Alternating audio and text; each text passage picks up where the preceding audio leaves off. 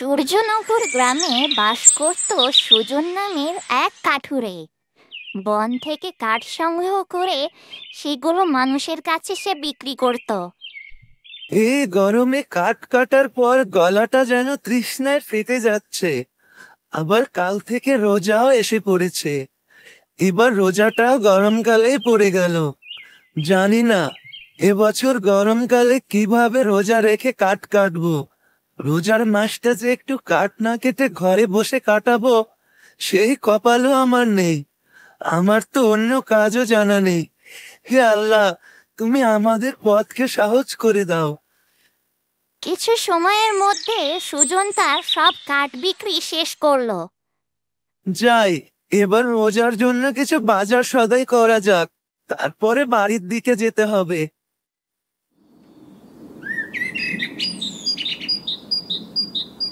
চাচা তো দেখি আজ সবজিও বিক্রি করতে শুরু করেছেন। এতদিন তো শুধু দেখেছে চাল ডালি বিক্রি করতে। ব্যাপার কি চাচা? আরে সুজন বাবা, তুমি জানো না রমজান এলেই সবজির দাম কেমন আগুন বরাবর হয়ে যায়। বাড়িতে দেখলাম গাছে কিছু বেগুন আর লেবু ধরেছে, তাই আর দেরি না করে বাজারে নিয়ে এলাম বিক্রি করতে, যাতে ভালো একটা দাম পাওয়া যায়, বুঝলে? বুদ্ধিটা কিন্তু মন্দ নয় চাচা, এই না হলে ব্যবসায়ী। তা চাচা, আজ লেবুর হালি কত করে? এক হালি লেবু 80 টাকা করে বিক্রি হচ্ছে। যদি পারো কিছু নিয়ে যাও। বউ ছেলে মেয়ে নিয়ে এই রোজায় শরবত করে খেও, পরে আরো দাম বাড়বে শুনেছি। আরে বেগুনের কেজি 100 টাকা, দেবো নাকি তোমাকে একটু? না চাচা, আজ এগুলো নিতে পারবো না। আমাকে আপনি শুধু 1 কেজি ছোলা দেন, তাতেই হবে। ঠিক আছে, একটু দাঁড়াও, এই নাও তোমার ছোলা। এই বলে সুজন বাজার করে বাড়ির দিকে যেতে থাকে। আর এদিকে সুজনের বাড়িতে তার বউ বাড়ির আঙিনাতে লাগানো বেগুন গাছগুলোর পরিচর্যা করছিল। বেগুন গাছগুলোর একটু ভালো করে যত্ন নেই, তাহলে রোজার মাসটাতে একটু বেগুনি করে খাওয়া যাবে ইফতারিতে। মা, তুমি এখানে কি করছো? বেগুন গাছগুলোকে একটু যত্ন নিচ্ছি আর কি। রোজার মাসে সবজির যে দাম বেড়ে যায়, আমাদের মতো গরিব মানুষদের তা হাতের নাগালের বাইরে চলে যায়। তাই যদি গাছগুলোকে এখন থেকে একটু ভালো করে যত্ন নেওয়া যায়, তোদের জন্য ইফতারিতে একটু বেগুনি করে খাওয়াতে পারবো। হ্যাঁ মা, ইফতারিতে বেগুনি আর মুড়ি মাখা খেতে খুব ভালো লাগে, আর বাবাও খুব পছন্দ করে। গিন্নি, ও গিন্নি, কোথায় গেলে? বাজারটা ধরো। ওই দেখ, বলতে বলতে তোর বাবা চলে এসেছে, আমি গেলাম। ওগো, তুমি এসে পড়েছ। আমি একটু বেগুন গাছগুলোতে আগাছা পরিষ্কার করছিলাম। তা ভালো কাজই করেছো।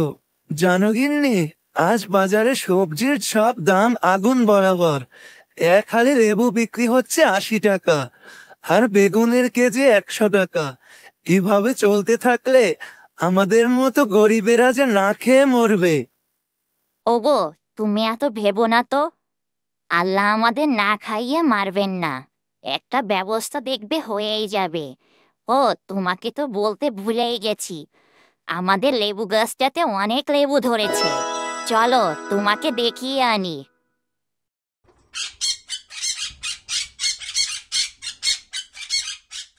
দেখেছো কত লেবু ধরেছে আমাদের গাছে? তুমি কাল এখান থেকে কিছু লেবু নিয়ে বাজারে বিক্রি করে আসবে, তাতে আমাদের বেশ কিছুদিন ভালোভাবে চলে যাবে। আর এই রোজার মাসটাতে তোমাকে কষ্ট করে আর কাঠ কাটতে বের হতে হবে না। সারা বছর তো পাগলের মতো পরিশ্রম করো আমাদের জন্য। আমি কত ভাগ্য করে তোমার মতো একজন বউ পেয়েছি গিন্নি। তুমি আমাকে কত বোঝার চেষ্টা করো। জীবনে একটা ভালো শাড়িও তোমাকে কিনে দিতে পারলাম না, কিন্তু তাতেও তোমার কোনো অভিযোগ নেই। থাক, এত প্রশংসা করতে হবে না আমাকে, আমি অতটাও ভালো নই, বুঝলে? আর তাছাড়া তোমার মতো একজন ভালো মানুষ কয়জনে পায় শুনি? তোমার নিজের আপন ভাইকে দেখো, সব সময় অসৎ উপায়ে টাকা ইনকাম করে আর বাড়িতে এসে বউয়ের সাথে ঝগড়া করে। চলো, অনেক হয়েছে কথা, এবার ঘরে চলো দেখি। এদিকে সুজনের বড় ভাই রাজন, সে ছিল এক সুদের ব্যবসায়ী ও ওই গ্রামের সবচেয়ে বড় সবজির আড়তদার। ইন্নি সুদের হারটা আরো বাড়িয়ে দেব বলে ভাবছি। রোজার মাস, তাছাড়া আবার সামনে ঈদও এসে পড়বে। সবাই বিপদে পড়ে হলেও টাকা ধার নেবে, আর এই সুযোগে আমার ব্যবসাটা ভালো জমবে। ওগো, এমনিতেও রোজার মাস, তারপরে আবার তুমি সুদের হার বাড়াবে, এটা কি ঠিক হবে? ঠিক বেঠিক মানে? এই যে এত দামি দামি শাড়ি গয়না পরে ঘুরে বেড়াচ্ছ, আর ঈদ শুরু হওয়ার 2 মাস আগে থেকেই তোমার কেনাকাটা শুরু হয়ে যায়। এত সব টাকা থেকে আসে শুনি? টাকা কামাই করে দেখেছো কখনো? টাকা কামাই করতে অনেক কষ্ট হয়, বুঝলে? আর আমার এই গ্রামে একটা মান সম্মান আছে। কাল ইফতারের বড় আয়োজন করব। গ্রামের সব গণ্যমান্য ব্যক্তিদের দাওয়াত দিয়েছি। সবাইকে তো একটু দেখাতে হবে নাকি? হা হা হা হা হা। তা তোমার ছোট ভাই সুজনকে কি কাল ইফতারির জন্য দাওয়াত দিয়েছো? আরে গিন্নি, তুমি কি পাগল হলে নাকি? কাল গ্রামের গণ্যমান্য সব ব্যক্তিবর্গ আর শহরের সব বড় বড় ব্যবসায়ীরা আসবে, যাদেরকে আমার কাজে লাগে। আমি সব গরিব ভিখারিকে আমার এখানে দাওয়াত করলে আমার মান সম্মান থাকবে?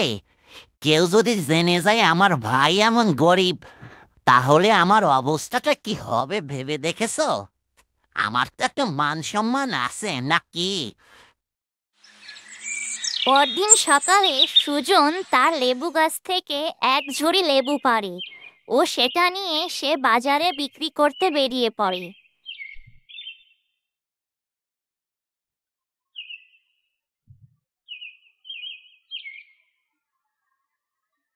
আরে, এটা সুজন না? ও আবার লেবু বিক্রি শুরু করলো কবে থেকে? জানতাম তো কাঠুরে ছিল। যাই হোক, ব্যাপারটা তো দেখতে হচ্ছে। নিয়ে যান, দেশি তরতাজা নিজের গাছের লেবু, ফুরিয়ে গেলে পাবেন না। নিয়ে যান। ও, তার মানে ও নিজের গাছেরই লেবু এগুলো? ওর যে একটা লেবু গাছ আছে তাও তো জানি না। বিষয়টা আমি পরে দেখছি। মা, উমা, জানো, আজকে বড় চাচার বাড়িতে ইফতারির এক বিশাল বড় আয়োজন হয়েছে। অনেক মজার মজার খাবার রান্না হচ্ছে। আমাদের কি চাচার ইফতারির জন্য দাওয়াত দিয়েছে মা? না রে মা, আমাদের মতো গরিব মানুষের স্থান তোর চাচার বাড়িতে নেই। সে সব মুখ চিনে চিনে বড়লোক মানুষদেরকেই তার আত্মীয় বানায় আর তাদেরকে এসে দাওয়াত করে খাওয়ায়। কিন্তু মা, এটা তো আসলে ইফতারির উদ্দেশ্য নয়। রোজার দিনে তো ধনী গরিব মিলেমিশে সবাই একসাথে ইফতার করতে হয়। রোজা তো আমাদের এই শিক্ষাই দেয়, ধনী গরিবের ভেদাভেদ ভুলিয়ে দেয়। এ কথা তুই বুঝলেও তোর চাচাকে কে বোঝাবে বল? মা, আমরা কবে সবাইকে ইফতার করাবো? আমাদের যে সেই সামর্থ্য নেই রে মা যে সবাইকে ইফতার করাবো। তবে আমার খুব ইচ্ছা, কিছু গরিব মানুষকে যদি সামর্থ্য অনুযায়ী একদিন ইফতার করাতে পারতাম, মনে বড় শান্তি পেতাম। এদিকে বাজার থেকে সুজন বাড়িতে ফিরে আসলো। জানো গিন্নি, আজ প্রথম রোজাতেই খুব ভালো বিক্রি হয়েছে লেবু। গত দিনের থেকেও আজকে অনেক বেশি দামে বিক্রি করেছি। শুনেছি দাম আরো বাড়বে। বাবা জানো, আজ চাচার বাড়িতে ইফতারের এক বড় আয়োজন হয়েছে। আমরাও একদিন সবাইকে ইফতার করাই, চলো না বাবা? ওগো, মেয়েটার ইচ্ছাটা পূরণ করো। আর আমারও অনেক দিনের ইচ্ছা যে কিছু গরিব মানুষকে ইফতার করাবো। হাতে তো এখন লেবু বিক্রির কিছু টাকা আছে। তুমি একটু ভেবে দেখো বিষয়টা। তোমরা যখন এত করে চাইছো তাহলে তাই হবে। কাল আমি বাজার করে আনবো ইফতারের জন্য, আর যাওয়ার পথে কিছু গরিব মানুষকে ইফতারের জন্য বলে আসবো। এখন ঘরে চলো, কাল কি কি লাগবে আমাকে একটা তালিকা করে দেবে। এইদিকে সুজনের বড় ভাই রাজন একা একা ঘরে বসে কি যেন পরিকল্পনা করতে থাকে। ওগো, তুমি ঘরে বসে একা একা কি এত ভাবছো বলো তো? বাইরে ইফতারে সকল মেহমান যে তোমার জন্য অপেক্ষা করছে। আরে গিন্নি, আর বলো না। আজ দেখলাম রতন কাঠ কাটা ভাত দিয়ে লেবু বিক্রি শুরু করেছে। তুমি তো জানোই এই রোজার মাসে লেবুর যে কত দাম বাড়ে। তাই ভাবছি ওকে কিছু টাকা ধরিয়ে দিয়ে ওর গাছের সব লেবুগুলো কিনে নেব, আর আমি ভালো দামে বিক্রি করব। আর ও যদি তোমার কাছে লেবুর গাছ বিক্রি করতে রাজি না হয়, আর তুমি কোন মুখে যাবে ওদের বাড়িতে? জীবনও তো একবার খবর নাও না। একটু আগের মেয়ে এসেছিল, আমাদের এই রান্নার আয়োজন দেখে অনেক সময় দাঁড়িয়েছিল, কিন্তু আমি ওকে খালি হাতেই তাড়িয়ে দিয়েছি। আরে গিন্নি, এসব তুমি ভেবো না। কিছু চাল ডাল নিয়ে গেলে ওরা দেখবে পাগল হয়ে যাবে খুশিতে। আর ওর কে এত বুদ্ধি আছে যে আমার কাছে লেবু বিক্রি না করে ফিরিয়ে দেবে? কিছু নগদ টাকা হাতে ধরিয়ে দিলে এমনি খুশি হয়ে যাবে। আর ও যদি এতই চালাক হতো তাহলে তো আজকে আমার জায়গায় থাকতো। আহ আহ আহ আহ আহ। পরদিন সকালে রাজন তার কাজের লোককে নিয়ে সুজনের বাড়িতে যায়।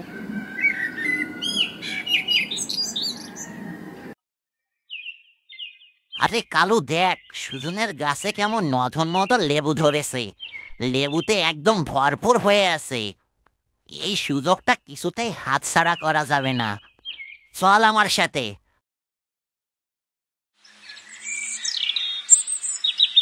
সুজন, বাড়িতে আসিস নাকি? একটু বেরিয়ে আয় তো ভাই।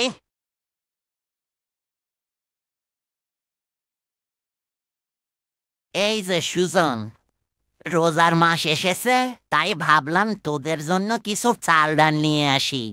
এই নে, এই ব্যাগে কিছু চাল ডাল আর কিছু ফল আছে, তোর মেয়েকে খাওয়াস। রোজার মাস এসেছে, কি না কি খাস। বড় ভাই হিসেবে আমার তো একটা দায়িত্ব কর্তব্য আছে নাকি? আরে ভাইজান, এসবের আবার কি দরকার ছিল?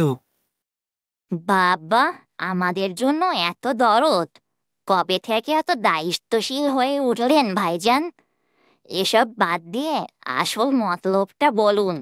আমরা সবাই জানি আপনি স্বার্থ ছাড়া কোনো কাজই করেন না।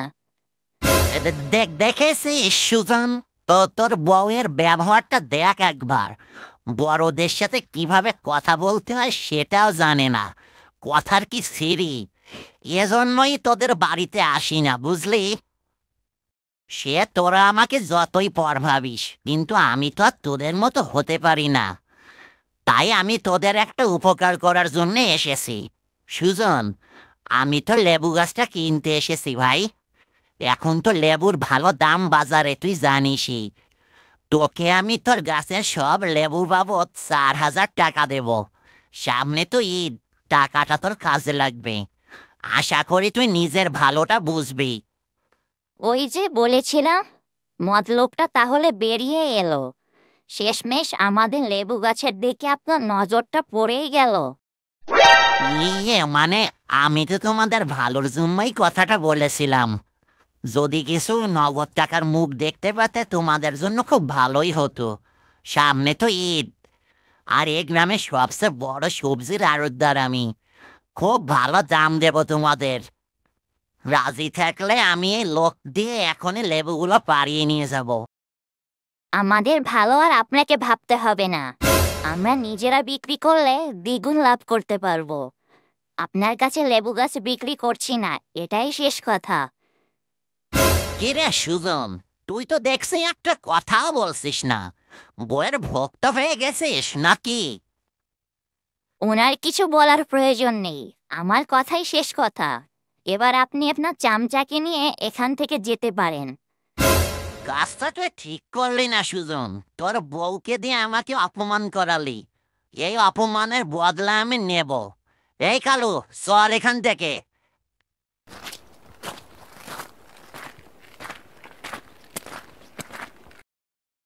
গিন্নি, তুমি তো ভাইকে দেখছি ভালোই একটা নাকানি চুবানি দিয়ে দিলে। এসব কথা এখন ছাড়ো তো। তুমি তাড়াতাড়ি গাছতলা থেকে লেবুর ঝুড়িটা নিয়ে বাজারের দিকে যাও। আর যাওয়ার পথে কিছু গরিব মানুষকে ইফতারির জন্য বলে দিও। আর আমিও যাই, ঘরে অনেক কাজ পড়ে আছে। ঠিক আছে গিন্নি, তাই হবে। আমি গেলাম তাহলে।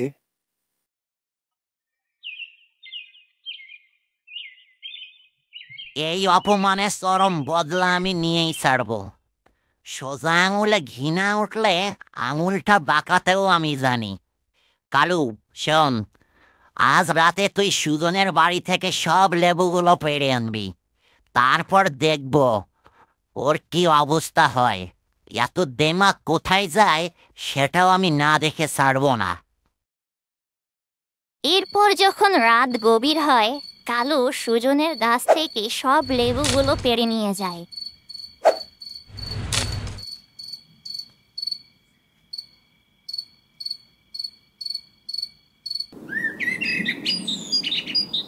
যাই গাছ থেকে কিছু বেগুন নিয়ে আসি। আজ তো ইফতারিতে কিছু মানুষকে দাওয়াত দিয়েছি। নিজের গাছের বেগুন দিয়ে বেগুনি বানিয়ে খাওয়াবো আজ সবাইকে।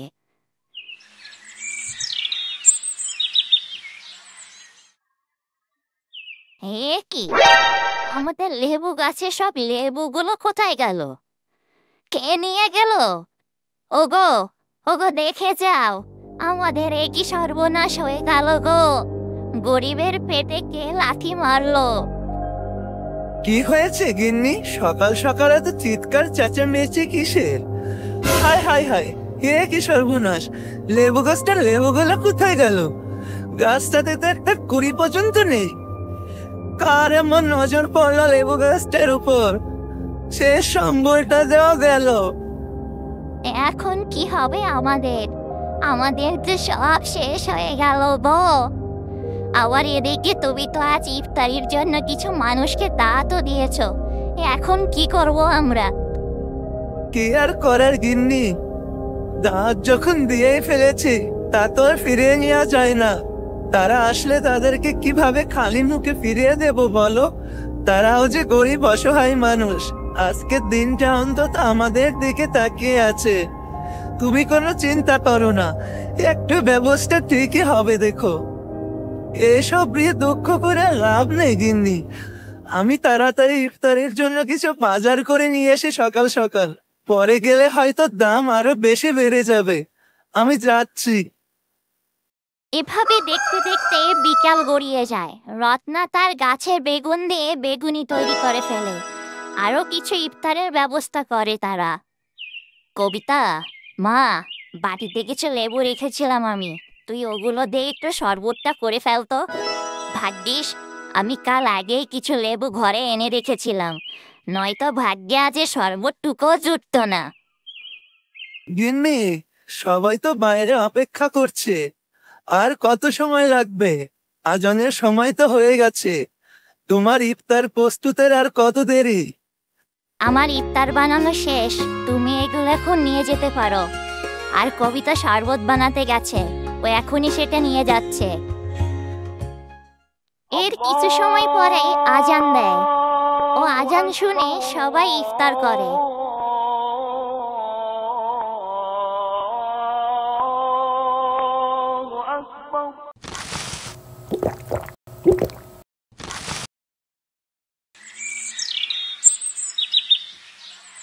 আর শরবতটা খেয়ে যেন দেহে প্রাণ ফিরে পেলাম। কলিজাটা যেন একদম শুকিয়ে গিয়েছিল। আর বেগুনিটা খেয়ে মনে হলো যেন অমৃত খাচ্ছি। তোমাদের সব খাবারগুলোই ভীষণ সুস্বাদু হয়েছে বাবা। ধন্যবাদ তোমাদেরকে। আল্লাহ তোমাদের মঙ্গল করুক। আজকাল গরিবদের দিকে তো কেউ ফিরেও তাকায় না। এর কিছু সময় পর হঠাৎ করে রাজনের সবজির গুদামে আগুন লেগে যায়। হাই হাই হাই হাই, এ কি সর্বনাশ! সমস্ত সবজির গুদামটা যে আগুনে পুড়ে যাচ্ছে। এখন আমি কি করব? আর দেরি করলে চলবে না, এখনই উস্তাদকে খবরটা দিতে হবে। কালু এ কথা বলতে বলতে হঠাৎ করে রাজন কার থেকে যেন খবর পেয়ে সেখানে ছুটে আসে। হাই হাই হাই হাই হাই, এ আমার কি হলো গো? আমার যে সব শেষ হয়ে গেল, সব যে পুড়ে ছাই হয়ে গেল গো। এ যে সব আমার পাপের শাস্তি, আমার জন্যই আজ আমার সব শেষ হয়ে গেল।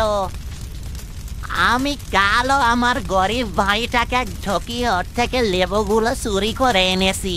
না না না না, অনেক হয়েছে। আমি আমার সব ভুল বুঝতে পেরেছি।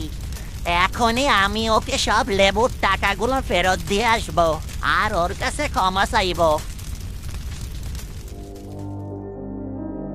সুজন ভাই, তুই আমাকে মাফ করে দিস। অন্যায় আর অহংকারে আমার পাপের ঘোড়া যে সব পূর্ণ হয়ে গেল রে।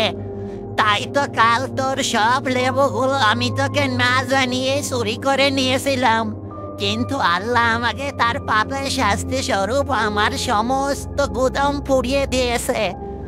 আমার যে সব শেষ হয়ে গেল রে। এই রহমতের মাসেও আমি পাপ থেকে বিরত হইনি। এই রমজান আমার চোখ খুলে দিয়েছে রে। তাই এখন থেকে নিজেকে শুধরে নিতে চাই আর সবাইকে তাই ন্যায্য অধিকার ফিরিয়ে দিতে চাই। এই নে তোর লেবুর সমস্ত টাকাটা তুই বুঝে নে ভাই, আর আমাকে ক্ষমা করে দে। আজ থেকে আমরা দুজন একসাথে একে অপরের সাথে মিলেমিশে থাকবো।